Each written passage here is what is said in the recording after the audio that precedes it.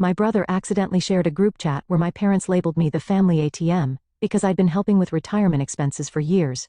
She's too stupid to realize we're using her, they wrote. So I cut all ties with them, but first, don't you dare pretend you didn't know what you were doing. My mom screamed into the phone, her voice so loud I had to hold it away from my ear. We're family. You can't just abandon us because your feelings got hurt.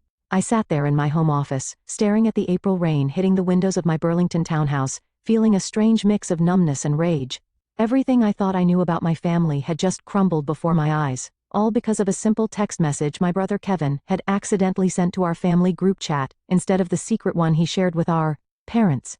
My name is Jordan Wright. I'm 35 years old, and until yesterday, I thought I was just being a good daughter by helping my parents with their retirement expenses. I'd built a successful marketing consulting business from scratch after college, and when it really took off 5 years ago, I started sending my parents extra money each month. They'd always struggled financially, and I wanted to make sure they could enjoy their retirement without worrying about basic expenses.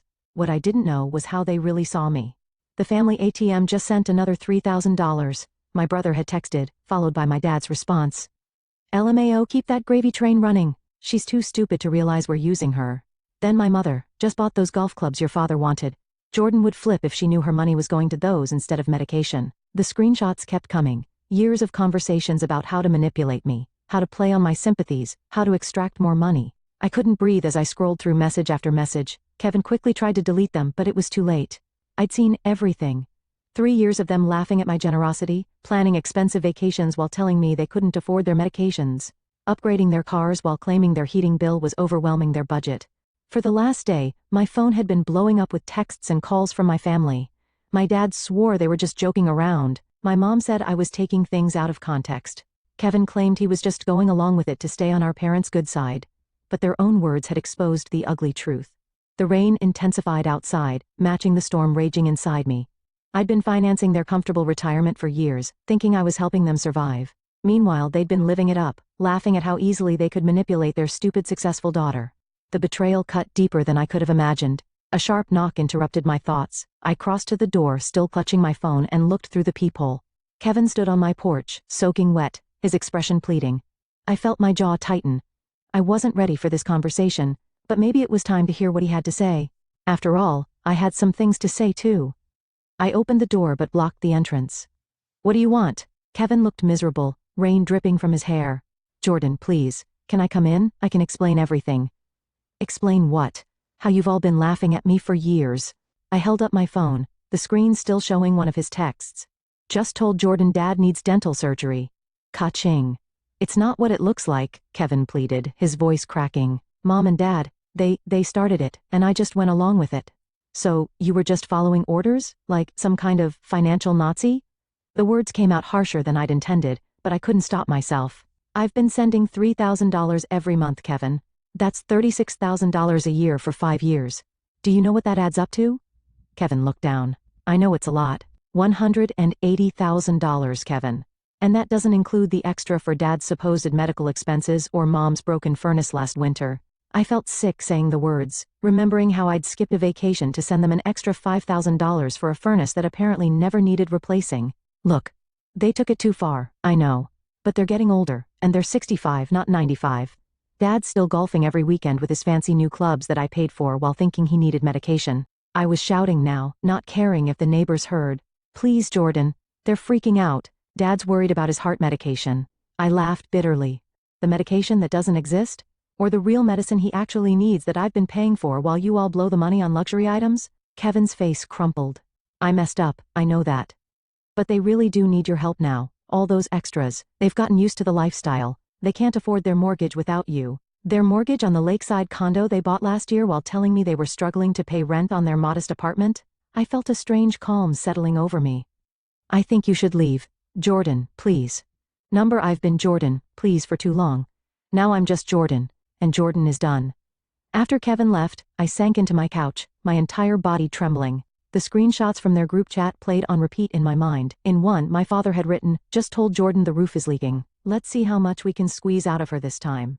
My mother had replied, she's such a sucker for helping family, I almost feel bad, almost. Then Kevin, maybe we should start a betting pool on how quickly she sends the money. I'd been nothing but an ATM to them. A resource to be drained. A joke. I pulled out my laptop and logged into my banking portal. Every month for the past 5 years, there it was. $3,000 transferred to my parents' joint account, plus all the emergencies. Another $40,000 over the years. Dental work that never happened. Car repairs for problems that didn't exist. Medical bills for treatments they never received. And what had I sacrificed? I delayed buying my own home for 2 years to help them with their supposed mortgage troubles. I'd worked 60-hour weeks to afford both my life and theirs. I'd skipped vacations, bought secondhand furniture, and cut corners on my own life to make sure they were comfortable. For what? So they could laugh at me. So they could buy golf clubs and take cruises while I worried if they were eating properly. I opened another tab and logged into the investment account I'd set up for them 3 years ago. My secret plan to surprise them with a supplemental retirement fund when they turned 70. I'd been contributing $1,000 monthly. The balance showed just over $42,000. My finger hovered over the close account button. Number not yet. I needed a clear head for this. I called my best friend Megan, who was also my attorney. They did what? She practically screamed when I explained the situation. I know, I said, my voice hollow. I've been an idiot. No, Jordan, you've been kind. They're the ones who should be ashamed. Her voice softened. What do you want to do? I don't know, I admitted. Part of me wants to just cut them off completely. Another part wants to confront them and hear them try to explain themselves. Before you do anything, we need to review what you've set up for them legally. Are they on any of your accounts, insurance policies, the retirement supplement you mentioned? I felt a chill. I hadn't even thought about all the ways we were financially entangled. Beyond the monthly transfers and the investment account, I'd added them to my premium health insurance policy as dependents 2 years ago.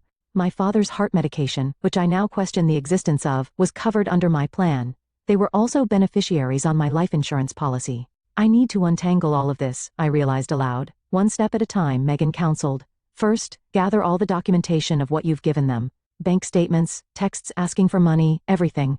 Second, make a list of all financial connections you need to sever. Third, decide if you want to communicate with them about why you're doing this. As I hung up, my phone buzzed with a text from my mother. Your father is very upset. His blood pressure is through the roof because of your behavior. We need to talk now. Something inside me hardened. The manipulation was still happening even now. They still thought I would fold, that I would come running the moment they mentioned a health concern. Not anymore. I opened my laptop again and began taking screenshots of every monthly transfer. Then I started a document titled Family Financial Support, 5 years, and began listing every dollar, every supposed emergency, every sacrifice I'd made. By the time I finished, the document was 12 pages long, and the truth was inescapable. I wasn't just hurt, I was done. The next morning, I woke up with a clarity I hadn't felt in years. My path forward was suddenly crystal clear. Before doubt could creep in, I called into work, telling my assistant I needed a personal day. This would require my full attention. Jordan Wright speaking. I answered when my phone rang 20 minutes later. Miss Wright, this is Samuel from Vermont Community Bank. I'm returning your call about closing an investment account. Yes. Thank you for getting back to me so quickly. I took a deep breath. I need to close the supplemental retirement account I set up for Robert and Patricia Wright. I see. May I ask if there's a problem with the account? No problem with the account, I said. Just a problem with the intended recipients. After confirming my identity and authority over the account, Samuel walked me through the process. Since I was the sole controller of the account, it had been intended as a gift. I could close it without my parents' knowledge or consent. The $42,680 would be transferred back to my primary account within 3 business days. Is there anything else I can help you with today, Miss Wright?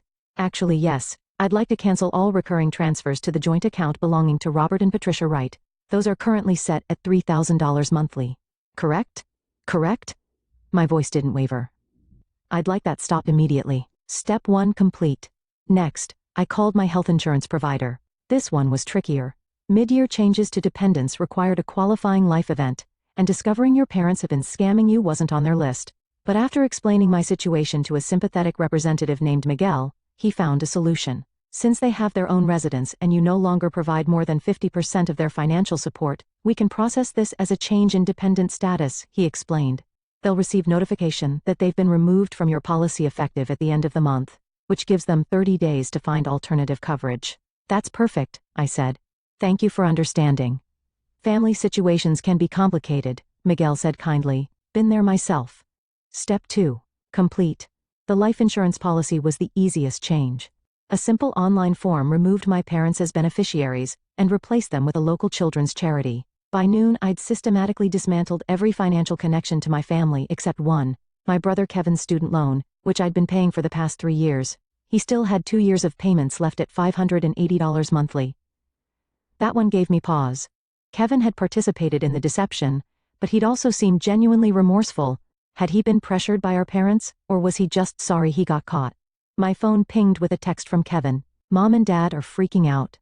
Dad says his prescription refill was denied at the pharmacy. What did you do? That answered that question. Not a word of apology or understanding, just more pressure to restore the flow of money. I replied, their consequences are not my problem anymore. My phone immediately rang. Kevin.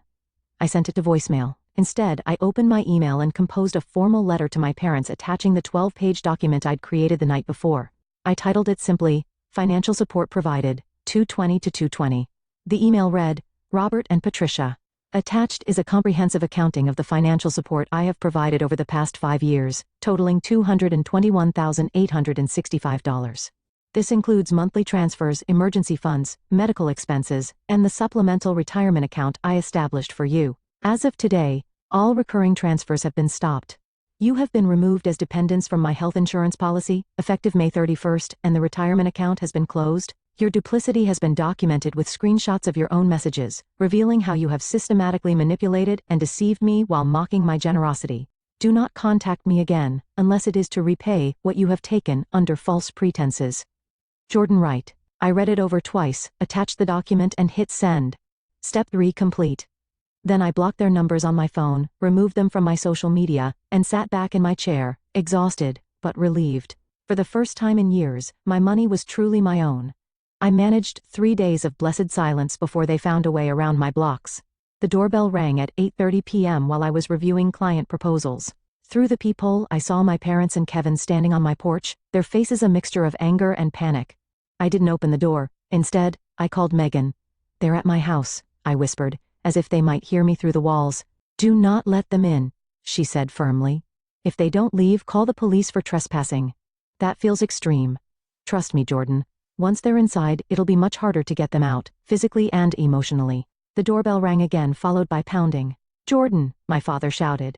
We know you're in there. You can't just cut us off without talking to us. I sent a text to Kevin. I have nothing to say. Please leave or I'll call the police. Through the peephole, I watched Kevin check his phone, show it to my parents, and then have what appeared to be a heated discussion. My mother seemed to be crying, while my father's face had turned an alarming shade of red. Eventually they left, but not before my father shouted, You're going to regret this, Jordan. We're family. You can't just abandon us. The irony of him using the word abandon wasn't lost on me. They'd abandoned any pretense of loving me years ago, seeing me only as a resource to exploit. The next morning, the emails started. My mother wrote a lengthy guilt trip about my father's health declining without his medication. My father sent a terse message demanding I stop this childish behavior immediately. Kevin pleaded that our parents couldn't afford their mortgage payment without my help. I forwarded each one to Megan without responding to them. 3 days later, I received a certified letter from my parents. Inside was a handwritten note from my mother. Jordan, we don't understand why you're punishing us like this. Yes. We made some jokes in poor taste, but that's what families do. Your father's heart medication is $450 per month without insurance. Our mortgage is due next week, and we can't cover it without your help. We might lose our condo. Is that what you want? For your elderly parents to be homeless? Please stop this cruelty and talk to us. I nearly laughed at the elderly comment. They were both 65 and in good health. My father's golf game had never been better, according to the country club photos Kevin had accidentally included in one of those fateful screenshots. I called the pharmacy where my father filled his prescriptions, pretending to be my mother. I'm calling about my husband Robert Wright's heart medication. What's the cost without insurance? Let me check, the pharmacist said. After a moment, it's $42 for a 30-day supply, Mrs. Wright, not $450. Another lie. That evening, Kevin showed up at my office as I was leaving.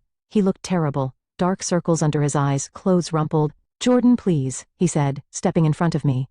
They're falling apart. Dad's talking about bankruptcy. That's not my problem, I replied, trying to step around him. How can you be so cold? They're our parents.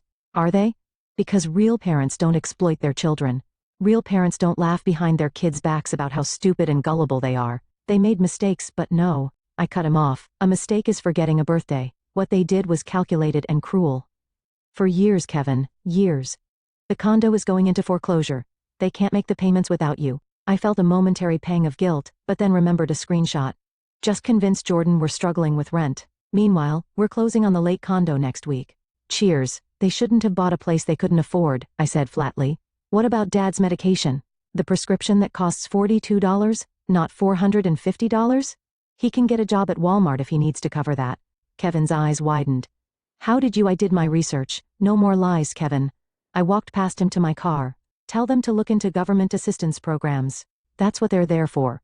Jordan, he called after me. They're talking about moving in with me. I can't handle that. I turned back. That sounds like a you problem, Kevin. Welcome to consequences.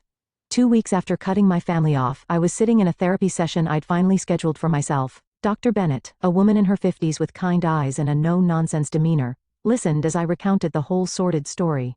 Every day I swing between feeling strong and feeling horrible, I admitted. Like yesterday. I found out from a mutual friend that my parents had to cancel their country club membership. I actually felt guilty about it for hours. That's normal, Doctor, Bennett said. You're grieving the family you thought you had. That includes grieving the role you played as their supporter. But they didn't deserve my support. They were using me. Both things can be true at once. They didn't deserve your support, and you can still feel loss about no longer providing it. I pondered that while Dr. Bennett continued. The role of family provider clearly became part of your identity. Now you're redefining who you are without that role. I hadn't thought about it that way, but she was right. For 5 years, I tied my self-worth to being the successful daughter who could support her parents. Who was I now? As I was leaving my session, I received an unexpected call from my Uncle Pete, my father's brother who lived across the country in Oregon. We weren't close, but I answered out of curiosity. Jordan, it's your Uncle Pete. I just got a strange call from your father asking if he and your mother could come live with us for a while. He said you'd cut them off financially and they were about to lose their home. Is that true? I sighed. It's complicated, Uncle Pete, I figured. Your dad has always had a talent for selective storytelling. His tone was dry. Wanna tell me your side? So I did, explaining everything from the screenshots to the lies about medical expenses. When I finished, there was a long silence. I'm not surprised, he finally said. Your father tried to pull similar stunts with me years ago. It's why we're not close. I refused to fund his lifestyle. You knew? I felt a wave of betrayal all over again. Why didn't you warn me? Would you have believed me? They had you convinced they were struggling and you were their hero. Sometimes people have to discover the truth themselves. He was right. I wouldn't have believed him. For what it's worth, he added. I told your father I wouldn't take them in. I suggested they downsize and live within their means. He hung up on me. After we disconnected, I felt strangely validated. I wasn't crazy for cutting them off. I wasn't a horrible daughter. I was just the latest target of their manipulation, and I'd finally wised up. That evening, I received a text from Kevin from a new number. Mom and Dad are moving into my spare room next week. They're selling the condo. Dad's furious about it. I can't believe this is happening. I didn't respond.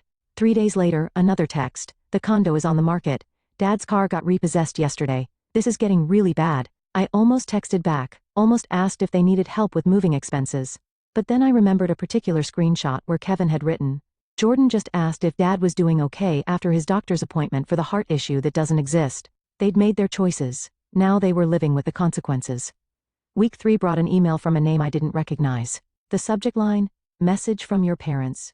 Apparently, they'd enlisted a family friend to reach out since I'd blocked them everywhere.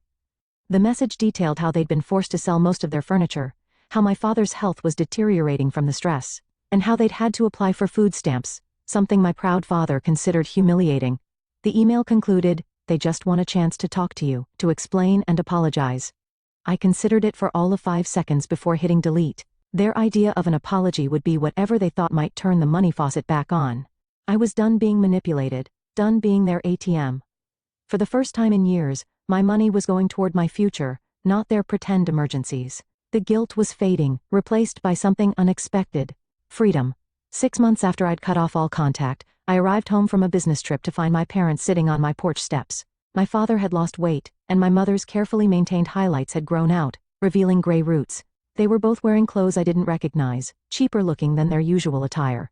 My instinct was to turn around and drive away. But Dr. Bennett and I had discussed this possibility in therapy. I was stronger now. I could face them without being manipulated. I parked in the driveway and approached slowly, my heart pounding. What are you doing here? Jordan. My mother's voice cracked. Please, we just want to talk. We've learned our lesson, my father added. These past months have been hell. I unlocked my door, You have 5 minutes. Inside, they perched awkwardly on my couch while I remained standing, arms crossed. We're sorry, my mother began. We never should have taken advantage of your generosity. My father nodded. We've lost everything. The condo, the car, our savings. We had to move in with Kevin, and his place is so small. Your mother has to sleep on a pull-out couch. The country club revoked our membership. My mother added. All our friends there, they don't call anymore. My medication costs have been terrible without your insurance, my father continued. Medicare doesn't cover everything. I listened to them list everything they'd lost, waiting for an actual apology. It never came. There was no, we're sorry we hurt you, or we were wrong to mock you. Just a catalog of their hardships and implied blame that I had caused them. Is that it? I asked when they finally fell silent. We want to make things right, my mother said. We've really suffered, Jordan. We've learned our lesson. What lesson would that be? They exchanged glances. That we shouldn't have taken you for granted, my father finally said. Translation. They should have been more careful about getting caught. No, I said softly. You haven't learned anything. What do you mean? My mother asked, her voice rising slightly. We came all this way to apologize. No, you came all this way to tell me how much you've suffered without my money. Not once have you acknowledged how your betrayal made me feel. We said we're sorry, my father protested, for getting caught maybe. Not for what you did. I took a deep breath. In the past 6 months, I've thought a lot about what a healthy family looks like. It's not this. It's not treating your child like an ATM and mocking her behind her back. My mother's face hardened. So you're just going to keep punishing us over a few jokes? This isn't punishment. This is me protecting myself from people who've shown they don't have my best interests at heart. We're your parents, my father said, as if that explained everything. And I was your daughter, not your personal bank. I moved toward the door, opening it. I wish you well. I really do. I hope you find a way to live comfortably within your means. But I can't be part of your lives anymore. You can't mean that, my mother whispered, tears forming. We need you. That's the problem. You don't need me. You need what I can provide. There's a difference. My father stood, anger replacing his earlier contrition. So that's it? After everything we've done for you? What exactly have you done for me, Dad, besides take and take and take? He had no answer. As they walked out the door, my mother turned back. You'll regret this, Jordan. Family is all you have in the end. I shook my head. No, Mom. Family is supposed to be the people who love you unconditionally. I've built that family with my friends. What you offered was just a transaction. I closed the door and leaned against it, listening to their footsteps retreat down the path. I expected to feel guilt or grief. Instead, I felt an overwhelming sense of peace. The ATM was permanently closed, and for the first time in my adult life, I was truly free.